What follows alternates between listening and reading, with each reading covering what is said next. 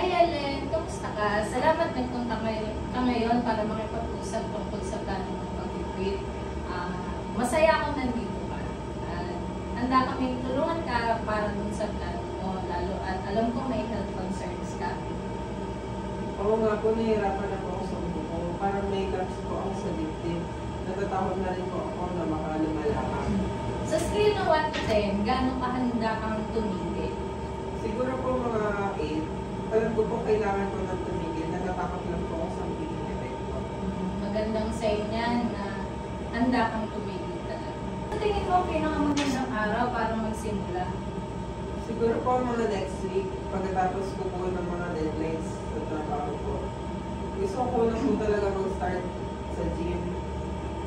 Sabi po ni Fred, nakakatulong daw po yung nurse sa gym. Magandang plano yan. Pagkatapos ng deadline mo, maganda mag-focus naman sa health mo at magkaroon ng alternative na stress relievers. Isa pa, pag-usapan naman natin ang mga benepisyo ng pagtigil sa paninigarilyo.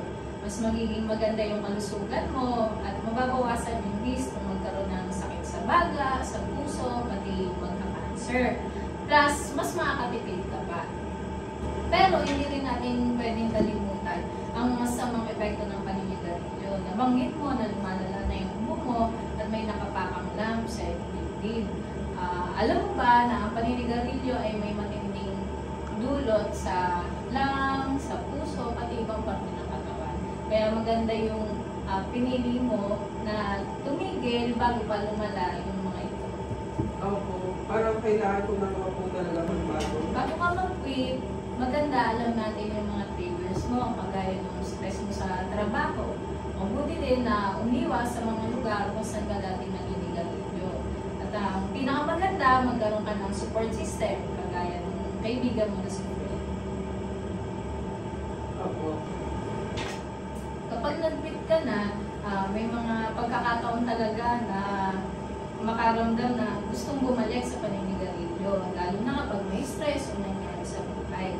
May maaari tayong gawin para makatulong na malabanan mo pa yun. Tandaan mo lang, stress ay temporary at kaya mo malampasan. Pwede mong gamitin ang mga strategies katulad ng deep breathing exercise o kaya ang pag-exercise mismo sa gym na nabanggit mo kapag may urge kang manigarilyo.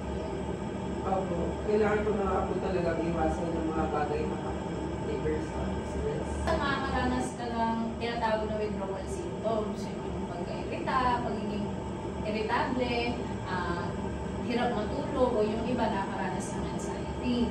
Pero tandaan mo na yung mga yun ay temporary lang.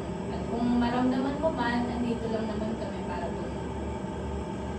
Kung kailangan mo pa ng tulong, may mga serbisyo kami katulad ng quick line na pwedeng tawagan